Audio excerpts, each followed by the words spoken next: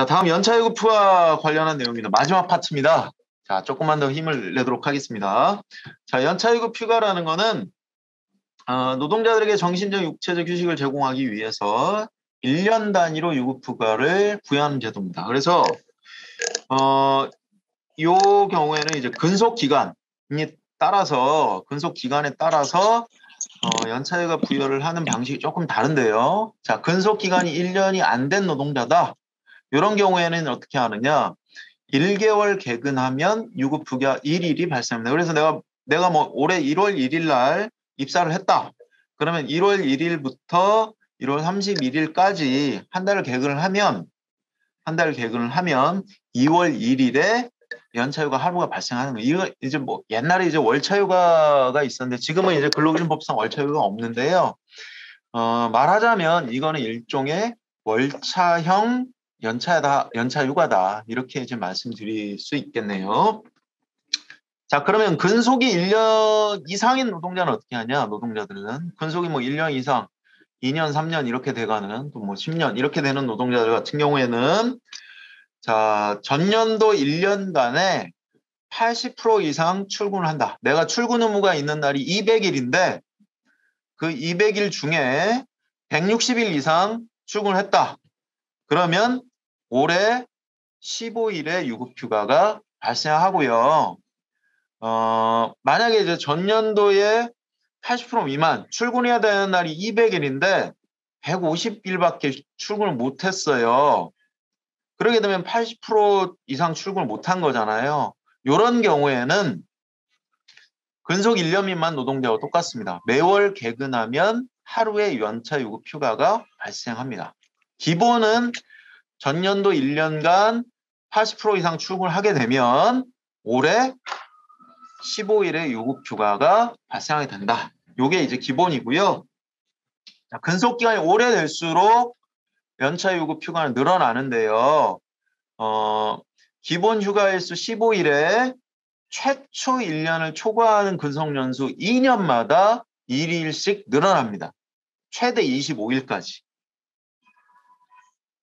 물론 이제 앞서 말씀드린 것처럼 80% 미만 출근한 노동자 같은 경우에는 매월 개근 시 1일 유급휴가 발생하는 거. 이건 이제 위랑 똑같은 거고요.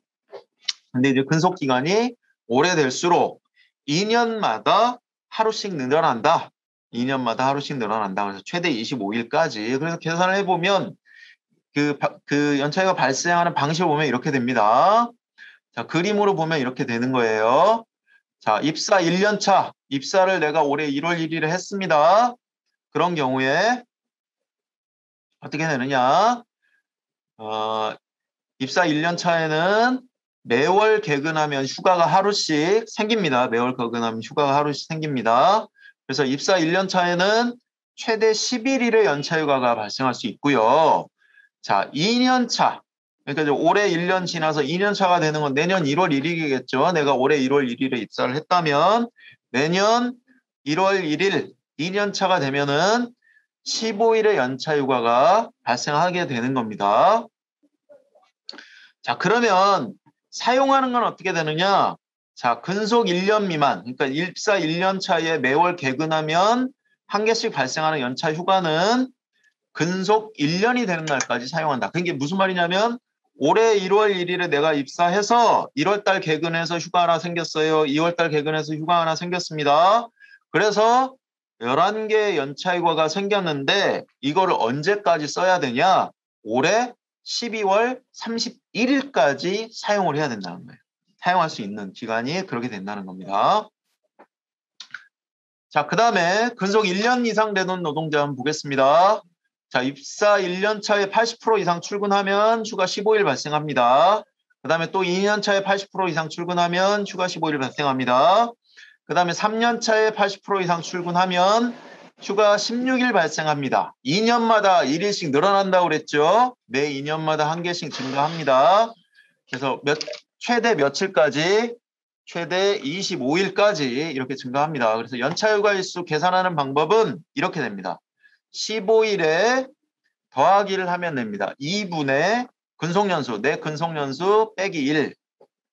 이런 식으로 하게 되면은 내 연차휴가일수를 계산을 할 수가 있습니다.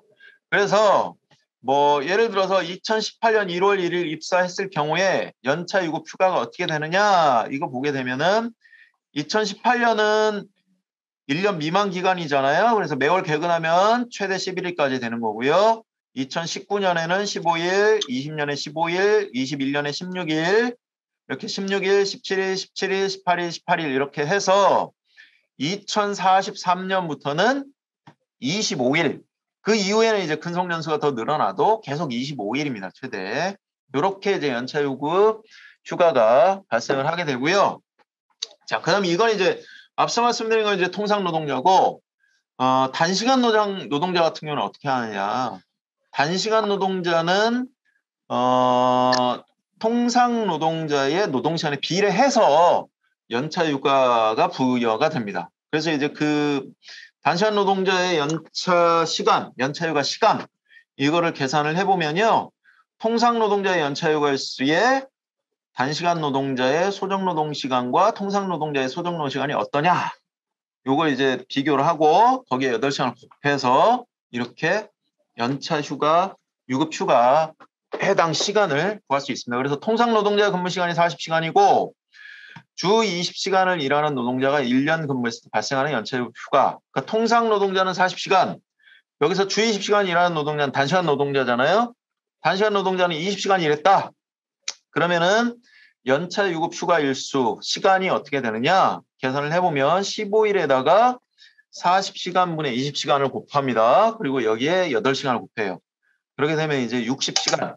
이 주 20시간을 일하는 이 노동자는 1년 근무했을 경우에 날짜로 계산하면 15일이 될 수는 있는데 그 15일이 통상 노동자와 달리 시간으로 계산을 해보면 60시간에 해당되는 연차 유급 휴가를 사용할 수 있다.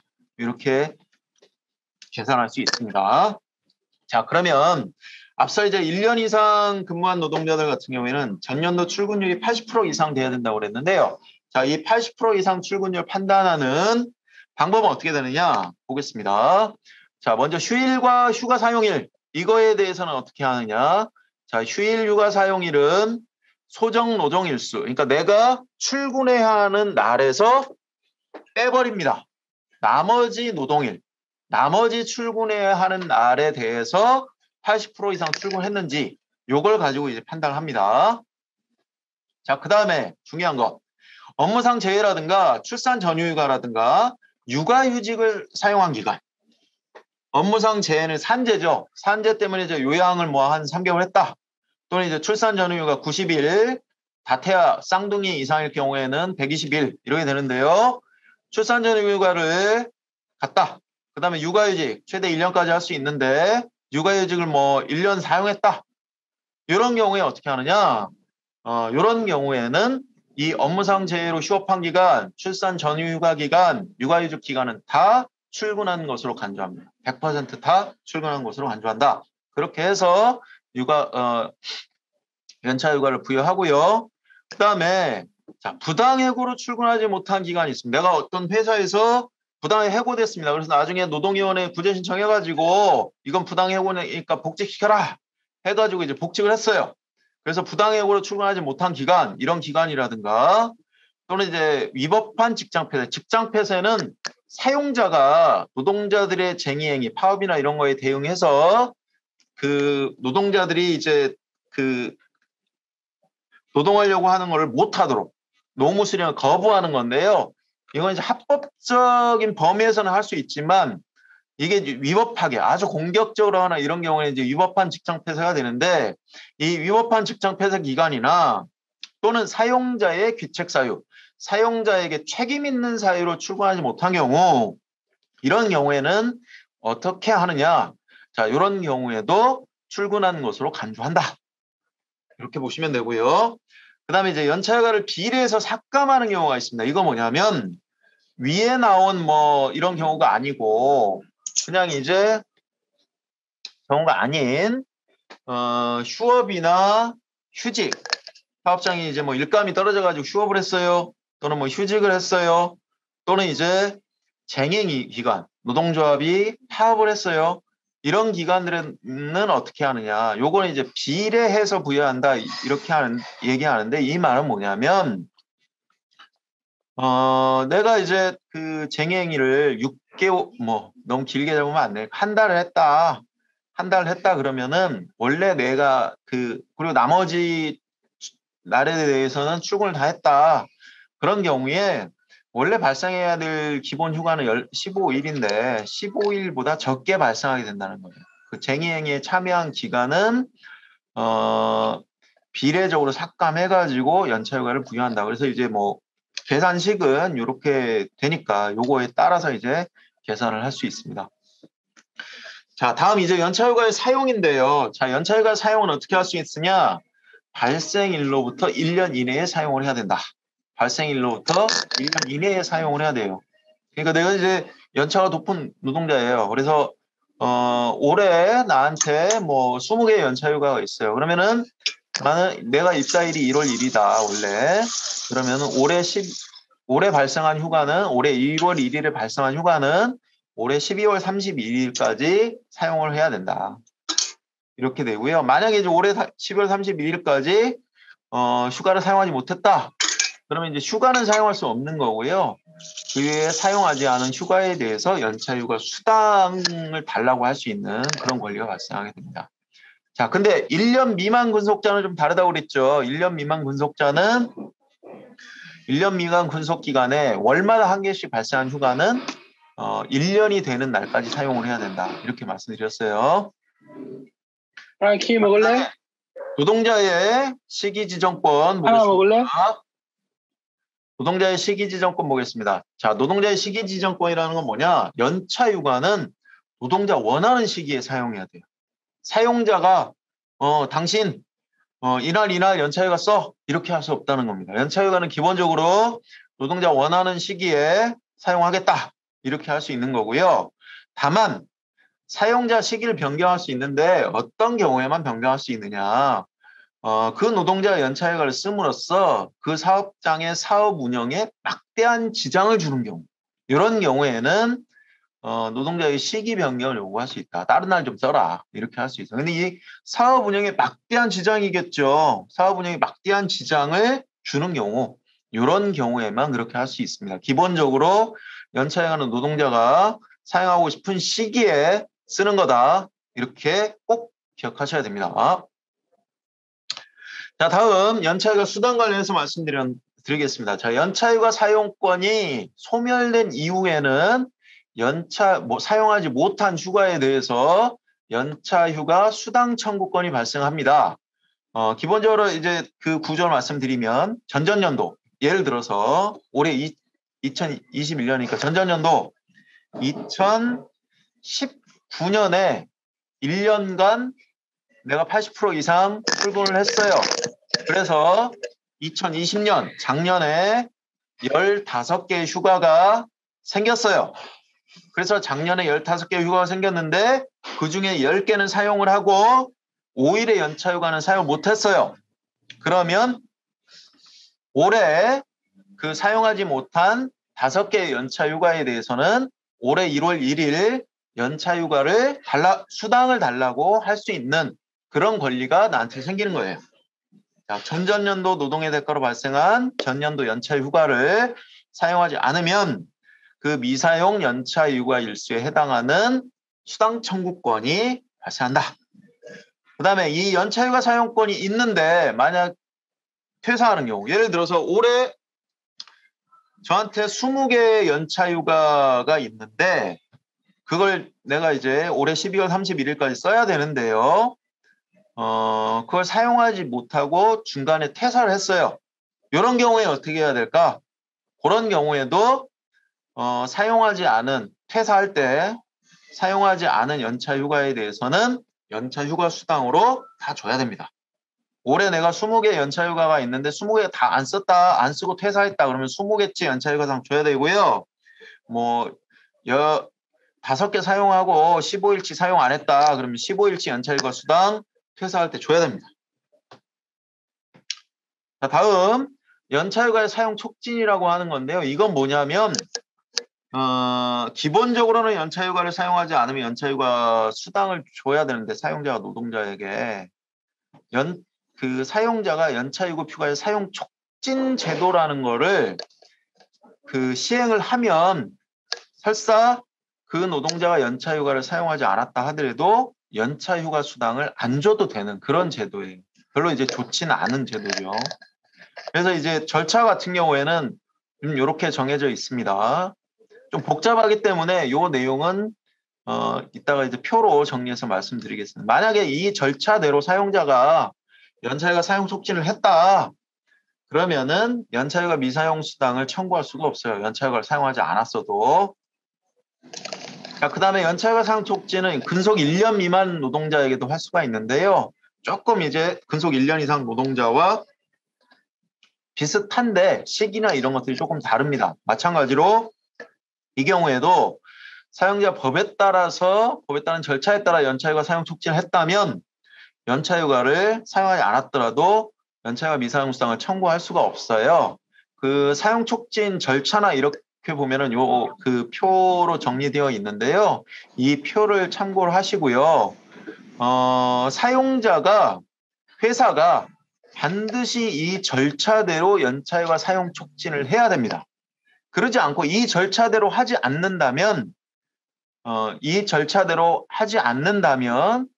무조건 내가 사용하지 않은 연차휴가에 대해서는 연차휴가 수당을 청구할 수 있고 사용자는 그거에 대해서 지급을 해야 됩니다. 여기 보면 이제 몇 가지 단계가 있지요. 연차휴가 사용 촉진할 수 있는 단계. 이 단계대로 반드시 해야만 사용자가 연차휴가 미사용 수당을 지급하지 않을 수 있다. 이렇게 말씀드리겠습니다. 자, 연차휴가 대체인데요. 자, 이건 뭐냐면 연차휴가를 가르면서 특정한 노동일에 휴무하는 거. 보통 이제 예전에 이제 하던 방식, 예전에 이제 공휴일이 좀 전에 이제 법정휴가로 바뀌었다고 그랬는데 공휴일이 법정휴가 아닐 때 이렇게 많이 한 거죠. 공휴일에 쉬어라. 대신 그때 연차휴가를 사용한 것으로 해라. 이렇게 하는 경우가 많아요. 이런 게 이제 연차휴가 대체인데 이것도 이제 사용자 마음대로 하도록 해서는 안 되겠죠. 아까 말씀드렸듯이 연차휴가는 노동자가 사용하고 싶은 시기에 사용하는 게 원칙입니다. 그리고 그 사용 시기 변경하는 거는 사업 운영에 막대한 지장을 주는 경우, 그런 경우에만 사용 시기를 변경하라고 사용자의 노동자한테 요구할 수 있어요. 그래서 이 연차휴가 대체도 그런 연차휴가 사용을 노동자가 원하는 시기에 할 수 있어야 한다는 그런 요건에 어긋나는 거기 때문에 연차휴가 대체도 사용자의 지시나 아니면 사용자와 개별 노동자 간의 합의로 할 수가 없습니다. 연차휴가 대체를 하려면 반드시 노동자 대표와 서면 합의를 해야 됩니다.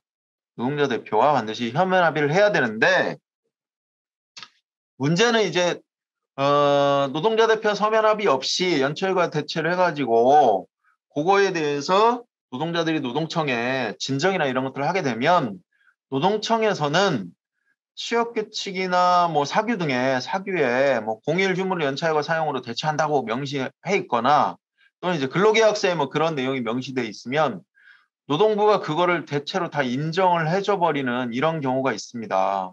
이런 경우가 있어요. 최근에 이제 그러한 관련된 사건들이 좀 있어서 제가 그거에 대해서 이제 상담이나 이런 것들을 좀 진행하고 있는데요. 그래서 설사 사업장에서 연차 대체나 이런 것들을 강제로 이렇게 하도록 노동자 대표 서면 합의 없이 강제로 하도록 하는 경우에 반드시 유의해야 될 게 회사에서 연차휴가 사용 신청서를 내라고 그래요. 근데 절대 내시면 안 됩니다. 노동자 대표 서면 합의 없이 연차휴가 대체를 하는데 회사가 연차휴가 사용 신청서를 그날 연차 대체하는 날로 해서 제출하라고 합니다. 근데 그걸 제출해버리면은 나중에 노동청에 이게 위법한 거니까 연차수당 줘라 이렇게 진정을 해도 노동부에서 그거를 노동청에서 처리를 잘 안 해줘요. 그래서 만약에 그 노동자 대표 서면 합의 없이 강제로 연차휴가 대체를 하는 경우에는 연차휴가 사용 신청서를 내지 마시라 이런 말씀을 꼭 드리고 싶습니다. 자, 연차휴가 관련해서 몇 가지 의문사항들, 질문사항들 한번 살펴보겠습니다. 자, 입사일 기준과 회계연도 기준의 연차휴가 일수가 다른 경우에 어떻게 해야 될까? 이렇게 되어 있는데요. 보통 이제 입사일이 노동자마다 다른데, 원래 법적으로 그 연차휴가는 입사일 기준으로 해서 근속기간이 1년이 되느냐, 2년이 되느냐, 이런 거에 따라서 부여하는 게 원칙입니다. 다만 이제 회사 규모가 좀 크거나, 이런 회사들 같은 경우에는 노동자들 각각의 입사를 따져가지고 그런 것들을 이제 관리하기가 좀 어렵잖아요. 그래서 회계연도, 그러니까 이제 뭐 1월 1일부터 12월 31일까지 이걸 기준으로 해가지고 연차휴가 휴가를 부여하고 이러는 경우가 많이 있어요. 이제 그런 경우에 이제 어떻게 해야 되느냐? 그렇게 할 수 있습니다. 그렇게 할 수 있는데 다만 이제 어떤 경우가 있냐면 나중에 퇴사할 때 문제가 되는 거예요. 퇴사할 때 입사일 기준으로 해서 따져본 연차휴가 일수하고 회계연도 기준으로 해서 따져본 휴가 일수하고 따져봐가지고 입사일 기준으로 해서 부여한 연차휴가 회계연도 기준으로 부여한 연차휴가 일수가 더 많다. 그러면 상관이 없어요. 근데 퇴사할 때 따져보니까 입사일 기준으로 회계연도 기준으로 부여한 연차휴가보다 입사일 기준으로 따져본 연차휴가 수가 더 많더라. 그런 경우에는 어떻게 해야 되느냐? 그러니까 회계연도 기준으로 따져보니까 뭐 60개고 입사일 기준으로 따져보니까 65개더라. 이런 경우에는 퇴사할 때 입사일 기준으로 따졌을 그 차이가 나는 5일, 차이가 나는 연차휴가 일수에 대해서는 연차휴가 수당으로 사용자가 지급을 해야 됩니다. 회사가 지급을 해야 됩니다. 다음 연차휴가 사용 촉진. 앞서서 이제 연차휴가 사용 촉진제도 이거 말씀드렸었잖아요. 이거를 전자결제 시스템을 이용한 서면 촉구가 가능할까? 보면 이제 연차휴가 사용 촉진은 다 서면으로 하도록 돼 있거든요. 서면으로 하도록 돼 있습니다. 근데 전자결제 시스템을 이용한다는 이제 전자문서, 뭐 이메일 같은 거 뭐 이런 걸로 한다는 뭐 이런 건데요. 원칙적으로는 가능하지 않습니다. 원칙적으로는 서면으로 해야 돼요. 서면 문서로 해야 돼요. 근데 그 사업장의 전체적인 업무 시스템이 전자결제 시스템에 의한 업무나 이런 것들로 해서 다 이루어진다, 일반적으로. 그런 경우에는 전자결제 시스템을 이용해서 서면 촉구하는 것도 인정이 될 수 있습니다. 이런 경우에는. 자, 그 다음에 연차휴가 사용 촉진을 조치를 했는데 노동자가 지정된 휴가일은, 그러니까 회사가 연차휴가 사용 촉진 조치를 통해 가지고 그 노동자한테 며칠 날 연차휴가 쓰라고 지정을 해줬어요. 휴가일을. 그랬는데 이 노동자가 그 휴가일에 휴가 사용하지 않고 그냥 출근해서 2일을 했어요. 자, 이런 경우에 휴가를 사용하지 않았으니까 연차휴가 수당을 지급해야 할까? 또는 지급하지 않아도 될까? 요게 이제 문제가 되는데요.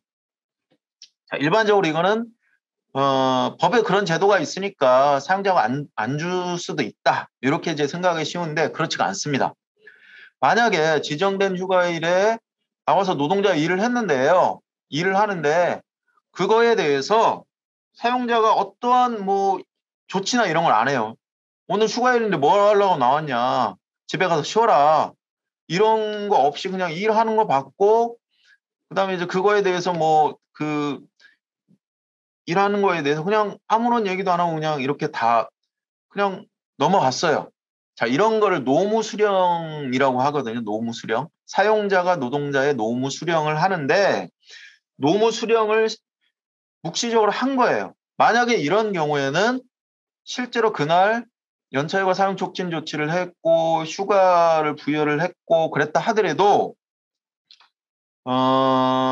사용자의 보상 의무, 연차휴가 수당 보상 의무가 면제되지 않습니다. 이런 경우에는 연차휴가 수당을 지급을 해야 돼요. 그런데 이 노동자가 출근을 했을 때 사용자가 명확하게 노무 수령 거부 의사를 딱 밝혔다. 그런 경우에는 노동자가 일을 했어도 사용자의 연차보상 의무, 연차휴가 수당 보상 의무가 면제가 됩니다.